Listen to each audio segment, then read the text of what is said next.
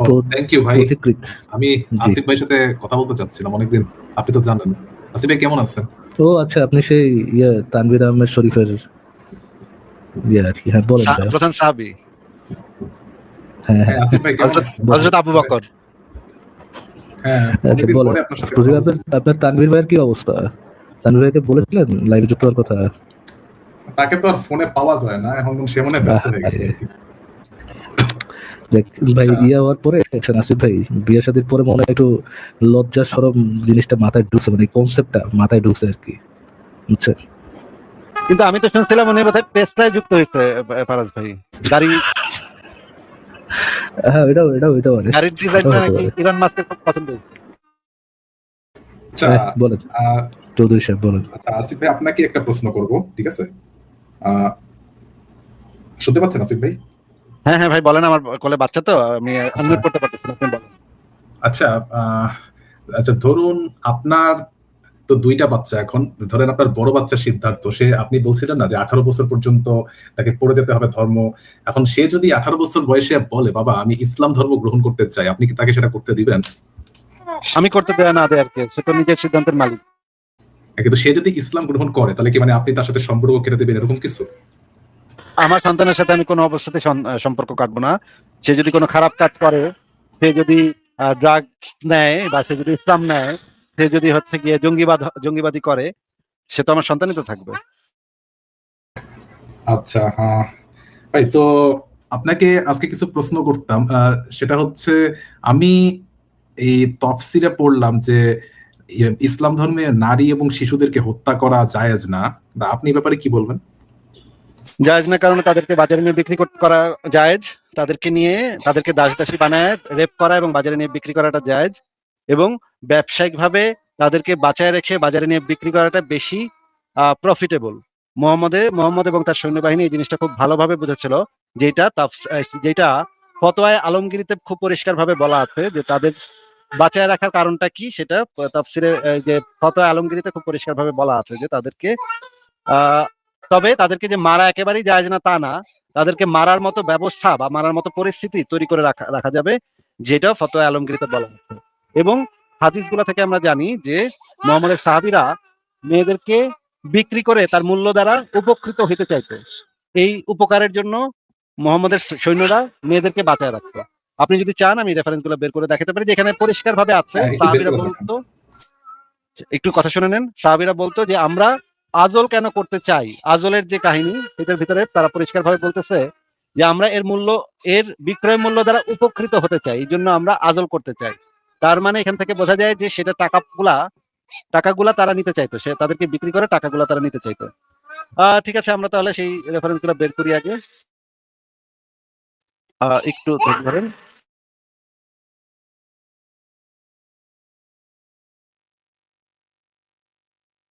আচ্ছা, একটু দেখেন তাহলে।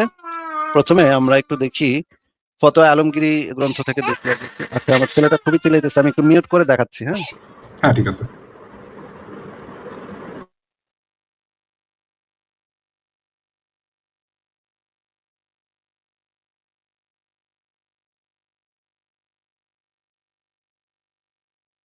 আচ্ছা, একটু আমাদেরকে পড়ে শোনান ভাই এখান থেকে। আচ্ছা, হ্যাঁ, এই যে এই মাসালা যে, হ্যাঁ, এটা হচ্ছে মুসলিম বাহিনী দারুল হারবে প্রবেশ করে কোন শহর বা দুর্গ অবরোধ করে তাদেরকে ইসলামের দাওয়াত দিবে।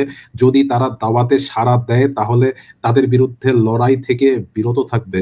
আর যদি তারা সাড়া না দেয়, সরি, সাড়া, এটা কি সাড়া দানে বিরত থাকে, আচ্ছা, তাহলে তাদেরকে জিজিয়া প্রদানের আহ্বান জানাবে। যদি তারা জিজিয়া দিতে সম্মত হয় তাহলে মুসলমানদের যাবতীয় সুবিধা ও দায় তাদের ক্ষেত্রেও কার্যকর হবে। আচ্ছা, এটা হচ্ছে প্রথম শ্রেণী। ওই সমস্ত লোক যাদের থেকে জিজিয়া নেওয়া এটা এটা কি ভাই সম্মতিক্রমে মানে তাদের ইচ্ছায়? আচ্ছা, জিজিয়া নেয়া আলেমদের সর্বসম্মতিক্রমে জায়েজ নেই। আচ্ছা, জায়েজ নেই। আচ্ছা, তারা হলো আরবের ওই সমস্ত মুশরিক যারা আসমানি কোনো কিতাবেরই অনুসারী নয়। অতএব মুসলমানগণ যখন তাদের উপর বিজয়ী হবে, হয় তারা পুরুষদের ইসলাম কবুল করবে, নতুবা তাদের হত্যা করা হবে। ওকে ওকে, পুরুষদের ক্ষেত্রে কি পাইলাম আমরা তাহলে? পুরুষদেরকে হয় ইসলাম কবুল করবে অথবা তাদেরকে হত্যা করা হবে যদি মুশরিক হয় তাহলে, নাকি? যদি মুশরিক হয়, হ্যাঁ মানে মুশরিক মানে মূর্তি পূজা যারা করে তারা তো। হ্যাঁ, আর এরপরের লাইনটা পড়েন, এরপরে কি লেখা? হ্যাঁ, অবশ্য তাদের নারী ও শিশুরা মালে গনিমত হিসেবে গণ্য হবে। এই কথাটার মানে কি ভাই? আমি টার্মটা অনেকবার শুনছি, আমি এক্স্যাক্টলি জানি না মালে গনিমত আসলে কি। ভাই এখন যদি আপনাকে টার্ম ধরে ধরে বুঝাইতে হয় তাহলে তো সমস্যা, আমি তো এত টার্ম আপনাকে এক্সপ্লেইন করব না। সেক্স স্লেভ ভাই, আপনি তানভীর আহমেদ শরীফের শিষ্য, আপনি মালে গনিমত শুনেন না জীবনে? Sex slave. আচ্ছা, মালে গনিমত মানে বিক্রয়যোগ্য সম্পত্তি। হ্যাঁ, সম্পত্তি, তারা হচ্ছে একটা গরু ছাগলের মতো নারীদের কথা, সম্পত্তি। নারী শিশুদের কথা বলা যেহেতু ওই পয়েন্ট অফ ভিউ থেকে বলছে আর কি, সেক্স স্লেভ। এবং এই যে নারীরা, এদের সাথে সেক্স করা যাবে, এবং এই শিশুরা, যে মেয়ে শিশুরা তাদের সাথেও করা যাবে, সেটাও আমি আপনাকে বের করে দেখাবো যে মেয়ে শিশু, দাসী মেয়ে শিশুদের সাথে করা যাবে। আচ্ছা, এবার আপনি এই অংশটুকু একটু পড়ে শোনান তো ভাই, এখানে কি লেখা? এটা হচ্ছে মাসালা, যাদের কাছে ইসলামের দাওয়াত পৌঁছেনি তাদেরকে ইসলামের দাওয়াত ছাড়া লড়াই শুরু করা জায়েজ নেই। আর মুসলমানগণ ইসলামের দাওয়াত পৌঁছানো ব্যতীত যদি তাদের সাথে লড়াই করে তারা গুনাহগার হবে। আচ্ছা, তবে তাদের জানমাল ক্ষতি করার দায় মুসলমানদের উপর আরোপিত হবে না। এটার মানে কি? তবে তাদের জানমাল মানে তাদের বিলঙ্গিংস এর ক্ষতি করার জন্য। হ্যাঁ, এরপরের লাইন পড়েন। আচ্ছা, যেরূপ তাদের নারী ও শিশুদের ক্ষেত্রে তাদেরকে দায়বদ্ধ করা হয় না মাবসুত। আচ্ছা আচ্ছা, ঠিক আছে, তারপর পরের চ্যাপ্টারে যাই, আমরা দেখি এখানে কি লেখা আছে, পড়েন একটু তাহলে। আচ্ছা, দ্বিতীয় শর্তটি হলো পূর্ণ দাওয়াত দ্বারা তাদের ইসলাম গ্রহণের সম্ভাবনা থাকা। যদি সম্ভাবনা না থাকে তাহলে তাদেরকে দাওয়াত দিবে না। কাজেই যে ভূখণ্ডের কাফেরদের নিকট একবার ইসলামের দাওয়াত পৌঁছেছে তাদের উপর রাত্রে অথবা দিনে অতর্কিত হামলা চালালে অন্যায় হবে না। যদি তারা ইসলামের দাওয়াত প্রত্যাখ্যান করে তাহলে তাদের বিরুদ্ধে আল্লাহর সাহায্য প্রার্থনা করবে এবং লড়াইয়ে অবতীর্ণ হবে। তাদের বিরুদ্ধে মানে মানে একটা কাফের সম্প্রদায়ের কাছে গিয়ে আপনারা প্রথমে দাওয়াত দিবেন, তারপর যদি তারা দাওয়াত মানে ইসলামের দাওয়াত যদি কবুল না করে, কি করবেন আপনারা? অতর্কিত আক্রমণ। Wow, fantastic. কি কারণটা কি? মানে তারা ইসলাম কবুল করে নিয়ে দেখে। আর কি কারণ এখানে লেখা আছে? আর কি কারণ? অতর্কিত হামলা চালালে কি কারণ? ইসলামের দাওয়াত পৌঁছেছে তাদের উপর রাত্রে অথবা, আর কি কারণ ভাই? আর তো কারণ আমি দেখতেছি না, এটাই জিজ্ঞেস করতেছি, আর কি কোনো কারণ আছে? ইসলামের না, জাস্ট বিকজ তারা ইসলাম কবুল করেনি সেই জন্য তাদের উপর আপনারা অতর্কিত আক্রমণ করবেন দিনে বা রাতে, নাকি? অতর্কিত মানে তারা যখন প্রস্তুত থাকবেন আক্রমণের জন্য। ভাই এখন যদি আপনাকে প্রত্যেকটা বাংলা শব্দ আমাকে এক্সপ্লেইন করে দিতে হয় তাহলে আমি কেমনে কথা বলবো বলেন তো? হ্যাঁ বুঝছি। আচ্ছা, আচ্ছা, এবার পরের অংশ পড়েন। কি শেষ প্যারাগ্রাফটা? আচ্ছা, তাদের মাঝে মুসলিম বন্দী বা ব্যবসায়ী থাকলেও তাদের প্রতি আচ্ছা, এটা ইম্পর্টেন্ট না, এটা আপনার জন্য ইম্পর্টেন্ট না। ইম্পর্টেন্ট হচ্ছে এই জায়গাটা। দাঁড়ান দেখে নিই আমি। না, এটা না। হ্যাঁ, এই জায়গাটা একটু পড়েন তাহলে।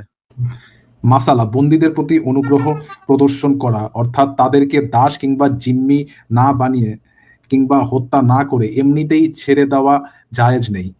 এই কথাটার মানে কি?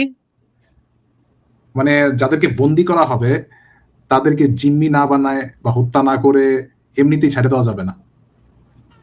আরেকটা আছে দাস বানানো, তাই না? আচ্ছা, জিম্মি কি দাস নাকি? জিম্মি দাস হচ্ছে কিংবা আরেকটা জিম্মি ক্যাটাগরি। দাস হচ্ছে, জিম্মি হচ্ছে আরেকটা ক্যাটাগরি। ভাই এটা কি যাদের কাছ থেকে জিজিয়া নিবেন, যাদের থেকে জিজিয়া নিবেন তারা হচ্ছে আপনার জিম্মি। যাদেরকে আপনি স্লেভ বানায় রাখবেন সেগুলো হচ্ছে দাস, জিম্মি কিংবা দাস না বানিয়ে কিংবা হত্যা না করে। তো ইদার তাদেরকে আপনি স্লেভ বানাবেন, না হয় তাদের থেকে জিজিয়া নিবেন, না হয় তাদেরকে কি করবেন, হত্যা করবেন। হ্যাঁ, ওয়াও, খুব চমৎকার চমৎকার বিধান পাচ্ছি। পড়েন, এরপরে পড়েন। মাসালা, ইমাম মোহাম্মদ বলেন, যদি মুশরিক শিশুদের সঙ্গে তাদের মাতা পিতারাও বন্দী হয় তাহলে এই শিশুদেরকে মুক্তিপণ হিসেবে দেওয়া যাবে।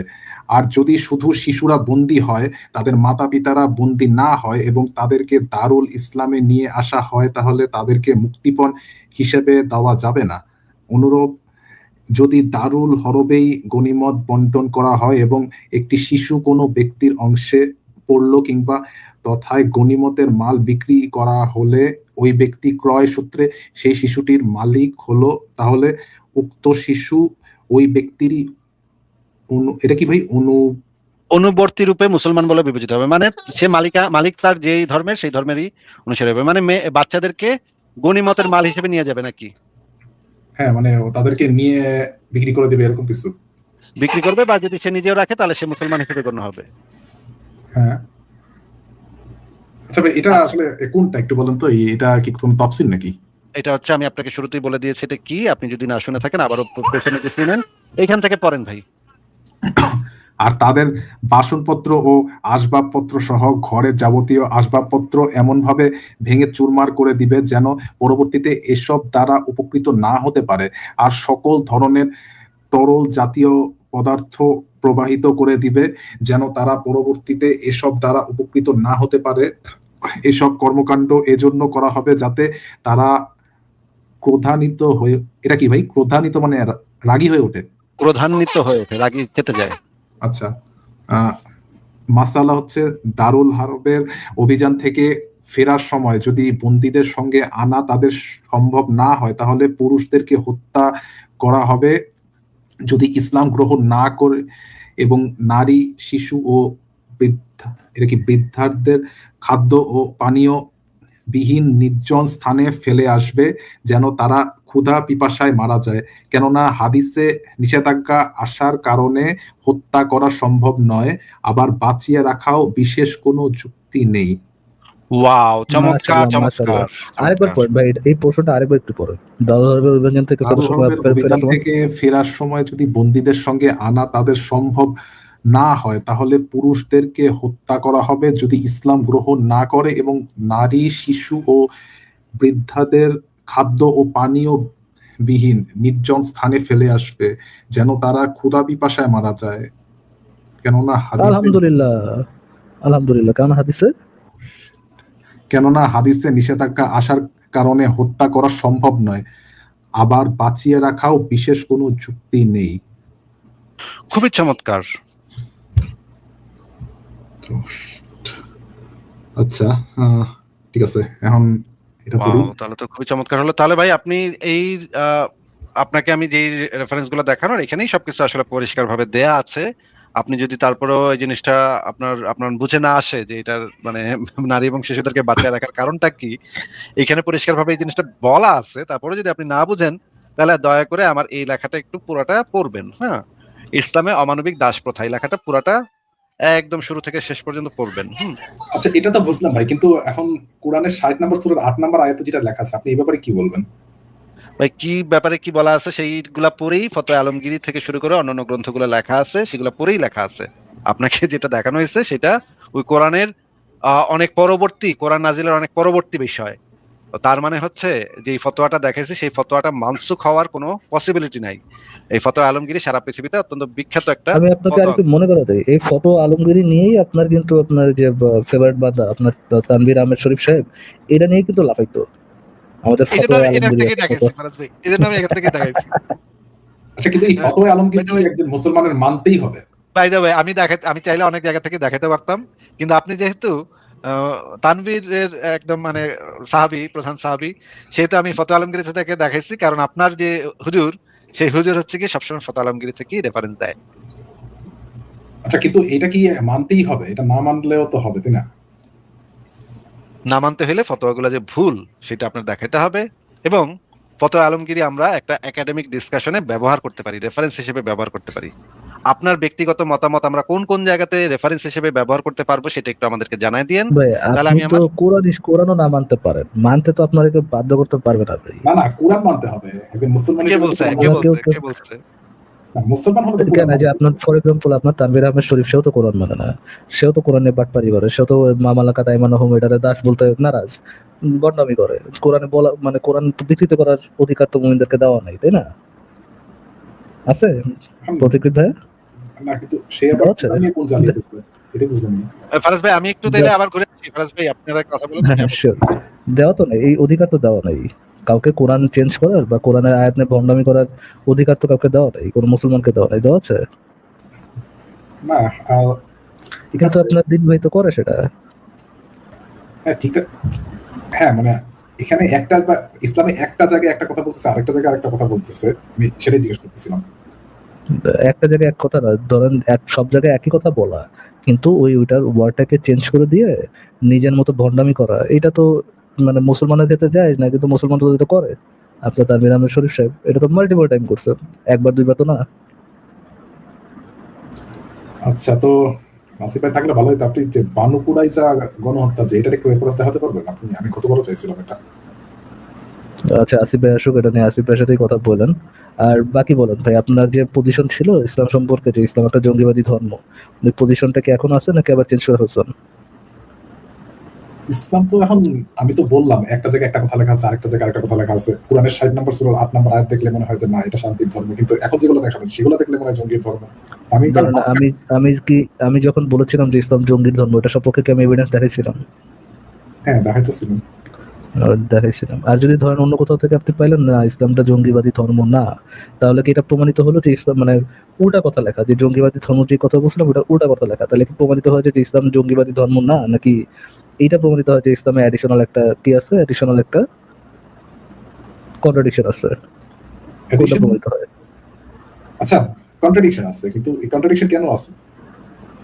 কন্ট্রাডিকশন এই জন্যই আছে যে আপনার, কেননা এটা কোনো ইন্টেলেকচুয়াল বই না।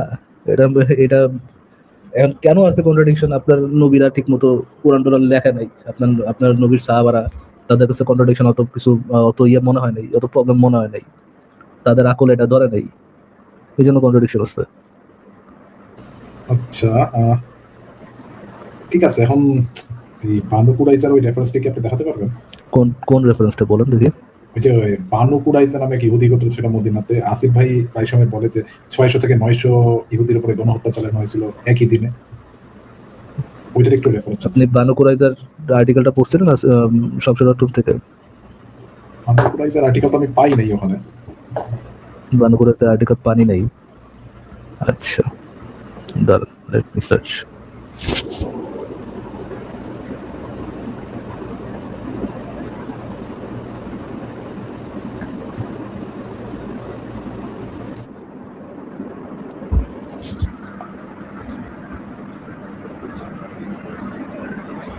কেন ভাই, বনু কুরাইজা লিখলেই তো চলে আসছে। আচ্ছা, সংশয়.com এ এখনো ঢুকছি। বনু কুরাইজার গণহত্যা লিখলেই তো আর্টিকেলটা চলে আসে। আচ্ছা, আপনি একটু দেখার কোন জায়গায় আছে, আমি পড়ে নিব তাহলে। এই যে বানু কুরাইজা গণহত্যা দেখা যাচ্ছে। এক মিনিট একটু নিচে যান, একটু নিচে যান। হ্যাঁ হ্যাঁ, যাচ্ছি। বানু কুরাইজা গণহত্যা ইসলামী ইতিহাসের রক্ত। ইতিহাসের রক্তাক্ত অধ্যায়। আচ্ছা, ঠিক আছে। এখানে কি ভ্যালিড রেফারেন্স গুলো দেওয়া আছে, যেমন সহিহ হাদিস, কোরআন এগুলা?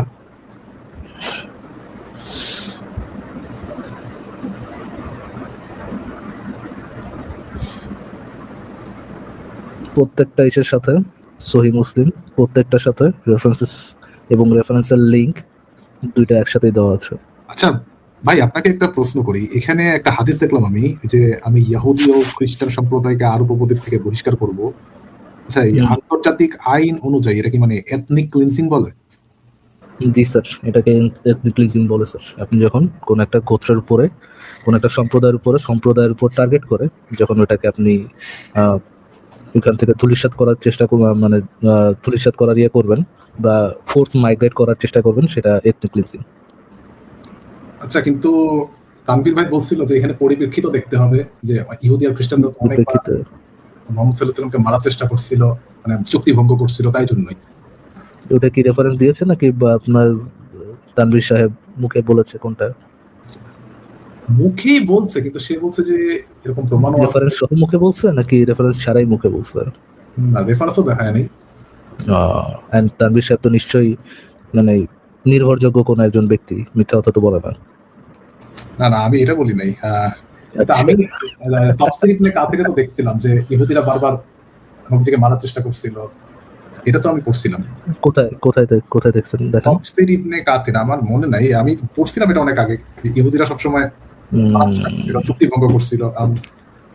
এটা তো মানে যে ইহুদিরা চুক্তি ভঙ্গ করছিল।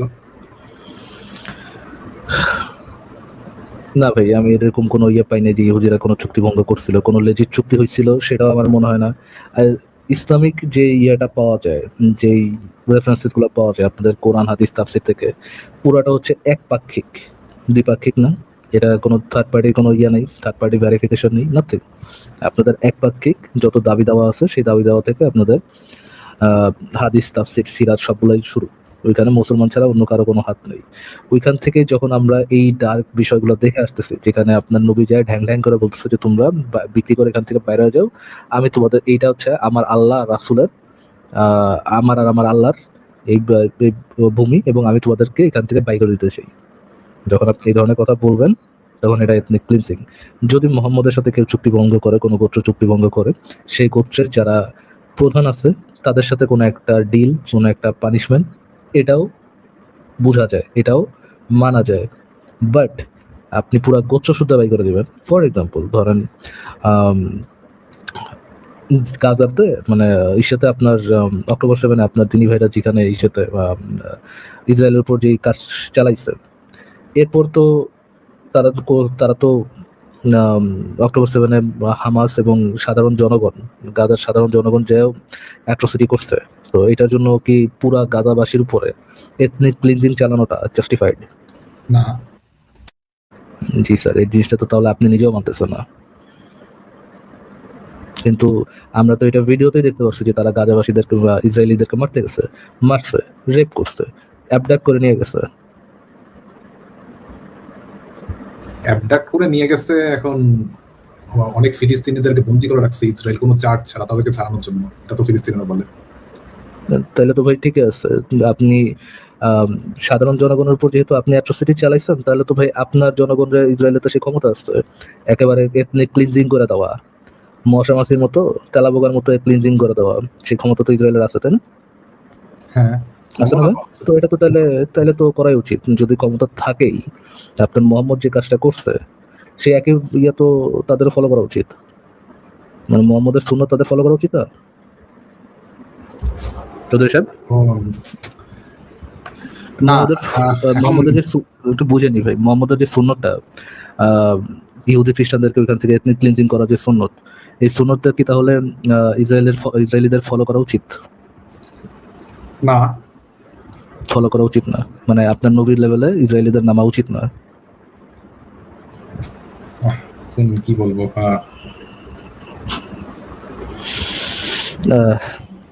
জি ভাই, আপনি আর্টিকেলটা পড়ে নেন আগে। আর্টিকেলটা পড়ে যদি আপনার আর্টিকেলটাতে কোনো প্রবলেম মনে হয় যে এই বিষয়ে আমার প্রবলেম আছে, এখানে আমার প্রশ্ন আছে, এখানে আমি কোনো একটা বিরোধিতা করতে চাই বা এটার বিপক্ষে আমি কোনো রেফারেন্সেস দেখাতে চাই, তাহলে আপনি আপনার রেফারেন্সেস নিয়ে নেক্সট লাইভে যুক্ত হতে পারেন। আচ্ছা, আসিফ ভাইয়ের সাথে একটু কথা বলতে চাইলাম। আসিফ ভাই আপনি আছেন এখানে? হ্যাঁ হ্যাঁ বলেন। আচ্ছা, এই কোরআনের 60 নম্বর সূরার 8 নম্বর আয়াত আমি ফারাজ ভাইকে জিজ্ঞেস করছিলাম, সে কোনো মতামত দেয়নি। আপনার মতামত জানতে চাই। এটা নিয়ে কি মতামত জানতে চাচ্ছেন সেটা তো একটু ভালো করে এখানে বলেন। লেখা আছে ধর্মের ব্যাপারে যারা তোমাদের উপরে অন্যায় করে নাই তাদের সাথে এগুলো তো মানসুক আয়াত, এগুলো তো মানসুক আয়াত। মোহাম্মদ তো নিজেই ধর্মের কারণে যাদের সাথে গেঞ্জাম হানি তাদেরকে আক্রমণ করার হুকুম দিয়ে গেছে। এগুলো প্রাথমিক সময় নাজিল হয়েছে। আপনি সংশয়.com ঢুকে ভাই, আপনি মনে হয় না, আমার মনে হয় না আপনি কখনো আমার লেখাগুলা কোনোটাই কখনো পড়ছেন, জীবনে কখনো ধারে কাছ দিয়েও গেছেন আমার কোনো লেখার, খুইলাও দেখছেন, এটা আমার মনে হয় না। এই জন্য এই ধরনের উদ্ভট কথাবার্তা বলতেছেন। আপনাকে একটা স্ক্রিন দেখাচ্ছি। আচ্ছা ভাই, একটা জিনিস চৌধুরী সাহেব, আমি আপনাকে সিম্পল একটা জিনিস করি, মোহাম্মদের সাথে ধর্মের ব্যাপারে ইয়েরা কোনো মানে হিন্দুরা, মানে ইন্ডিয়ান হিন্দুরা কি কোনো যুদ্ধ করছিল? ইন্ডিয়ান কেউ তো যুদ্ধ করেনি। ও আচ্ছা, মোহাম্মদ কি গাজওয়াতুল হিন্দের কথা বলে গেছিল? গাজওয়াতুল, হ্যাঁ আমি এই টার্মটা শুনছি, গাজওয়াতুল হিন্দ মানে হিন্দুস্তান আক্রমণ করা কথা বলে গেছিল। হ্যাঁ, কিন্তু আপনি না বললেন যে ধর্মের সব ব্যাপারে যারা জবরদস্তি করেনি তাদের উপর কিছু করা যাবে না, কি জানি বললেন ভাই আপনি? হ্যাঁ, আচ্ছা, গাজওয়াতুল হিন্দের ব্যাপারেও কি আপনাদের সংশয়.com আছে? আছে কিনা সেটা তো ভাই, সেটা তো পরের বিষয়। কিন্তু আপনি না বললেন একটু আগে যে ভাই ধর্মের বিষয়ে যদি কেউ আপনার সাথে আক্রমণ না করে তার সাথে কিছু করা যাবে না, আপনি না বললেন একটু আগে? হ্যাঁ, কিন্তু ভাই এটা কি মোহাম্মদ মানতেছে? কিন্তু মোহাম্মদ কি বলে গেছে যে তোমরা ওয়েট করবা কবে ইন্ডিয়া থেকে কেউ? এটা কি মোহাম্মদ মানছে? চৌধুরী সাহেব, এটা কি মোহাম্মদ মানছে? এটা তো আমি তো এই ব্যাপারে বলতে পারবো না, আমার হাদিসটা মানছে নাকি ভাই? এটা কি মোহাম্মদ মানছে? যদি গাজওয়াতুল হিন্দ করার কথা বলে থাকে যে ওইখানে ইসলামের পতাকা দিতে হবে, ইসলামিক খেলাফতের আন্ডারে নিতে হবে, তাহলে কি কোরআনে এই আয়াতটা মোহাম্মদ মানলো? না, আচ্ছা, তাহলে আপনার নবী কোরআন মানতো না? অ্যাকর্ডিং টু ফারাজ ইউর ভাই, রিজনিং, আল্লাহ ফারাজ অ্যাকর্ডিং ভাই টু আরেকটা, একটা জিনিস বের করে নিই। অ্যাকর্ডিং টু ইউর রিজনিং আপনার নবী কোরআন মানতো না তাহলে? কারণ কোরআন তো মানতেই হবে একজন মুসলমানকে, এখন সে কোরআন মানতো না তা এটা কি আপনার বলবো? নবীকে মানছে তাহলে? উদাহরণ অনুযায়ী আপনার আপনার নবীকে কোরআন মানছে? না, মোহাম্মদ কোরআন মানে নাই। আচ্ছা এই এই মোহাম্মদের আরেকটা চিঠি আমরা একটু পড়ি সিরাতুর রাসূল গ্রন্থ থেকে। ওমানের সাথে তো মোহাম্মদের কোনো গ্যাঞ্জাম ছিল, ওমান তো কোনোদিন এসে মোহাম্মদের পাশে লাথি দেয় নাই, তাই না মানে ভাই? ওমান যে আজকে যে দেশ আছে সেটা? হ্যাঁ হ্যাঁ, আজকে যে ওমান দেশটা আছে সেখানে যেই রাজা ছিল সেই রাজার কথা বলা হচ্ছে। আচ্ছা, হযরত ওমানের ওমান সম্রাটের রাদিয়াল্লাহু নিকট তাআলা আনহু। পত্র। হযরত আচ্ছা, ওমান রাদিয়াল্লাহু তাআলা আনহু। না ভাই, ওমান তো ব্যক্তি না, ওমানের সম্রাট যে। ওমানের ওমানের সাথে তো মোহাম্মদের কোনো, ওমানের কেউ তো এসে মোহাম্মদের পাশে লাথি টাথি দেয় নাই নাকি? আমি ব্যাপারে জানি না, হয়তো দিছে, আমি আমার পড়তে হবে। দিছে। আচ্ছা এই চিঠিতে কি বোঝা যাবে মানে মোহাম্মদ যে, তাহলে তো লেখাই থাকতো যে তোর বেটা তুই আমার লাথি মারছিস, তোর আমি মানে খবর আছে, এটা তো এখানে লেখাই থাকবে তাইলে যদি লাথি টাথি দিয়া থাকে। তাহলে আমরা একটু দেখি ওমানের এই যে চিঠিটা একটু পড়েন তো ভাই, পড়ে শোনান তো কি লেখা এখানে। আচ্ছা, আব্দুল্লাহর পুত্র মোহাম্মদের পক্ষ হতে জুলান্দা আজিদের দুই পুত্র জায়ফার ও আবদের প্রতি শান্তি বর্ষিত হোক ওই ব্যক্তির উপরে যিনি হিদায়াতের অনুসরণ করেন। অতঃপর আমি আপনাদের দুজনকে ইসলামের দিকে আহ্বান জানাচ্ছি, আপনারা ইসলাম কবুল করুন, নিরাপদ থাকুন। আমি সমগ্র মানব জাতির প্রতি আল্লাহর রাসূল হিসেবে প্রেরিত হয়েছি, যাতে আমি জীব- জীবিতদের সতর্ক করি এবং কাফেরদের বিরুদ্ধে অভিযোগ প্রতিষ্ঠিত হয়ে যায়। অতঃপর যদি আপনারা ইসলাম কবুল করেন তবে আপনাদেরকেই আমি গভর্নর নিযুক্ত করে দেব, আর যদি ইসলাম কবুলে অস্বীকার করেন তাহলে আপনাদের রাজত্ব শেষ হয়ে যাবে। আমার আমার ঘোড়া আপনাদের এলাকায় প্রবেশ করবে এবং আমার নবুয়ত আপনাদের রাজ্যে বিজয়ী হবে। ওয়াও, চমৎকার চমৎকার, একটু আমাদেরকে বুঝায় দেন, আমি তো বুঝি নাই চিঠিটা, মোহাম্মদের চিঠিটা। আমি তো দেখতে পাচ্ছি না যে ওমানের সাথে কোনো একটা গ্যাঞ্জাম ছিল মোহাম্মদের, ওমানের সম্রাটের সাথে। আমি তো সেরকম কিছু পাইলাম না। কিন্তু এই চিঠিটার ব্যাখ্যাটা কি, মানে মানেটা কি একটু বলেন তো ভাই, কি ঘটনা কি? এখানে ওই ওমানের যে শাসক তাকে ইসলাম কবুল করা আহ্বান জানাইছিল, আর বলছিল যে ইসলাম কবুল যদি না করেন তাহলে আমার ঘোড়া আপনার রাজ্যে প্রবেশ করবে এবং মানে কি ঘোড়া, একটা ঘোড়া গিফট করবে নাকি ইসলাম কবুল না করলে? মানে একটা ঘোড়া পাঠায় দিবে, যা তোরে খুশি একটা ঘোড়া দিলাম নাকি? হ্যাঁ, করতে পারে। ঘোড়া মোহাম্মদ প্রবেশ আয়েশার সাথে করবে। আয়েশার সাথে খেলতেছিল এরকম এবং করে, ওরে আয়েশা সরে দাঁড়া, এটাও তো হতে আচ্ছা পারে আমার যে, পাগলা ঘোড়া। আচ্ছা এটাও তো হতে পারে যে এই মানে কাউকে মানে ইন পার্সন ইসলাম কবুল করার জন্য ঘোড়া দিয়ে কাউকে পাঠাবে, এটাও তো হতে পারে। ও, ইসলামটা ঘোড়ার উপর রেখে পাঠায় দিবে যে এই যে। না না, মানে একজনকে পাঠালো ঘোড়ায় চড়ে, আরো তো একজনকে আরো পাঠালো তো সে আরো নিজে তো গিয়ে বলল মাধুর্য ইসলাম বলা কবুল যায় করো। ভাইয়া, আরো মাধুর্য বলা যায়, যদি এই লোকটা ইসলাম কবুল করে তাহলে মোহাম্মদ ঘোড়া হয় তাকে ঘুরাবে। না না, আমি এটা বলি মোহাম্মদ না নিচে যে, ঘোড়া, দুজন মিলে টকবক এই যে টকবক মোহাম্মদের টকবক ঘোড়া করে যাবে, একটা। মোহাম্মদ ঘোড়া হয়ে যাবে টকবক টকবক, আর উপরে উঠবে এরা দুই ভাই, পরে টকবক টকবক টকবক টকবক টকবক টকবক। তো শান্তির নমুনা আমরা দেখতেই পাচ্ছি চিঠি থেকে, বোঝাই যাচ্ছে যে কত ইসলামের যে মানে ওনার যে ইয়াটা, কোরআনের আয়াতটা, মোহাম্মদ যে কত সুন্দরভাবে ওই আয়াতটা ফলো করেছে, যে কেউ যদি তোমাকে আক্রমণ না করে তাহলে তুমি একবারে গিয়ে কাউকে আক্রমণ করো না। এটা তো মোহাম্মদ একের পদে পদে এরা নিজের মানে ইয়াটা কিসে করেছে। আরো কিসে অনেকগুলো রেফারেন্স আছে কিসে কিসে আসিফ ভাই? ওই যে মোহাম্মদ পদে পদে, পদে পদে, আচ্ছা। ঠকবক ঠকবক ওই পদে, ঘোড়ার পদে আর কি। দেখাই যাচ্ছে একদম দুধ কা দুধ পানি কা পানি হয়ে গেল। তাহলে তো ওই যে যেই কোরআনের আয়াতটা বললেন ভাই, কোরআনের আয়াতটা তো মোহাম্মদ নিজেই ফলো করে নাই, তাহলে আমাদের কি এটাকে ইসলামের মানে বিধান হিসেবে গণ্য করার কোনো কারণ আছে? এখন কোনটা ভালো হয় আপনার জন্য ভাই, এজ এ মুসলমান কোনটা ভালো হয়? ওইটা কোরআনের রহিত বিধান বলা ভালো হয়, নাকি কোরআন মুহাম্মদের কোরআন মানে নাই এইটা বলা ভালো হয়? কোনটা বলা ভালো হয়? আমরা কোনটা গ্রহণ করবো বলুন তো ভাই? তিনি কোরআন মানে নাই এটাই বলতে হবে। উনি কোরআন আমার মানে যে মোহাম্মদকে কাফের বানা দিছে, তুমি ইসলাম রক্ষা করতে গিয়ে মোহাম্মদ কাফের হয়ে গেল। আরে ভাই, আমি তো এটা বুঝতে পারতেছি না যে কোরআনের আয়াত নবীজি নাম মানলো না কি করে, আমি তো এটাই বুঝতে পারতেছি না। মানো না কি করে, এই যে লক্ষ্মী সোনা জাদুর কোনা টুনটুনি ঝুনঝুনি। কেমনে মানবেন ভাই? আপনি যে লক্ষ্মী সোনা জাদুর কোনো টুনটুনি ঝুনঝুনি কেমনে মানবেন? কেমনে বুঝবেন ভাই? আপনার তো বোঝা সম্ভব না আপনার পক্ষে। এটা যে রহিত কনসেপ্ট, এটা কেন মানবে? এটা বললে তো ভাই আমার জঙ্গি ধর্মটা একটু হলে ভালো হয়। হ্যাঁ, আমরা মোহাম্মদ কিছুক্ষণের জন্য ড্রেনের মধ্যে পড়ছে, সে কোরআন মানে নাই, কাফের হয়ে গেছে, ফাইন, বাট ধর্মটা তো কিছুক্ষণের জন্য হলো সেফ হয়। Nice work. দরকার ইসলাম হলে আমরা বাঁচানোর খুব মোহাম্মদরে ভালো ফারায় স্ট্র্যাটেজি। দরকার হলে আচ্ছা ভাই, মোহাম্মদরে আপনি আপনি বলছিলেন যে এটা কি মানসুক আয়াত, তো মানসুক আয়াত মানেটা কি? সংশয়.com এ ঢুকে পড়ে নেন। আচ্ছা ভাই, আজকের জন্য গেলাম তাহলে। আমি দেখি তানভীর ভাইয়ের সাথে কথা বললি, তারপরে আমরা দুজনই আসবো একসাথে তাহলে। মাশাআল্লাহ মাশাআল্লাহ। ওই গাড়িতে চড়ে আইসেন, হ্যাঁ ওই যে ইলন মাস্ক যে গাড়িটা টকবক তানভীর আহমেদের গাড়ি চলে আসে। পরশুদিন যে গাড়িটার পেটেন্ট নেয়ার জন্য ইলন মাস্ক মুখায় আছে এবং তানভীর আচ্ছা, আহমেদ ওইটা। ওই যে একটা গাড়ি আছে না ভাই, আপনার খেয়াল নাই ফারাজ ভাই, একটা গাড়ি বানাইলো যে হ্যাঁ হ্যাঁ হ্যাঁ। টিনের ইয়া দিয়া, কি মানে মেকানিজম এটার, কি তাই না? আমি তো মুগ্ধ, তাই না? কিভাবে একটা টেম্পু গাড়ি বানানো যায়। টেম্পু গাড়ি না ছিল কি যেন? কি বলেন ভাই, স্পোর্টস কার। ইয়েস ইয়েস, মানে খুব স্পোর্টস কার, মানে একবারে high quality sports car, world class sports car এটা। কি বলেন। জি ভাই, চৌধুরী সাহেব আপনি আপনার তানভীর ভাইকে নিয়ে আসেন। আচ্ছা আসিফ বলেন ভাই, যে একটা শেষ প্রশ্ন করতাম। আচ্ছা দ্রুত বলেন ভাই। আচ্ছা, এটা ইসলামের ব্যাপারে না, আপনি মানে আজকে যে ইসরায়েল যে লেবাননের উপরে হামলা চালাচ্ছে, গাজার উপরে হামলা চালাইছে এতদিন, আপনি কি এটার বিরুদ্ধে নিন্দা জানান? না আমি ভাই, ঘি সবার জন্য না, ঘি সবার জন্য না, সবার পেটে ঘি সহ্য হয় না। হ্যাঁ, মানবতা সবার জন্য সহ্য হবে না, এখন এটা দরকার নেই। তাই ভাই, যাদের সহ্য হবে না তাদেরকে মানবতা দেওয়ার লাভ কি ভাই? ঠিক আছে, পথিকৃত ভাই আপনাকে বিদায় জানাচ্ছি, ভালো থাকেন, আবার কথা হবে নিশ্চয়ই ভবিষ্যতে। দেখি আরেকজনকে যুক্ত করে এরপরে চলে যাব আমি। আমি একজনকে যুক্ত করবো আসিফ ভাই।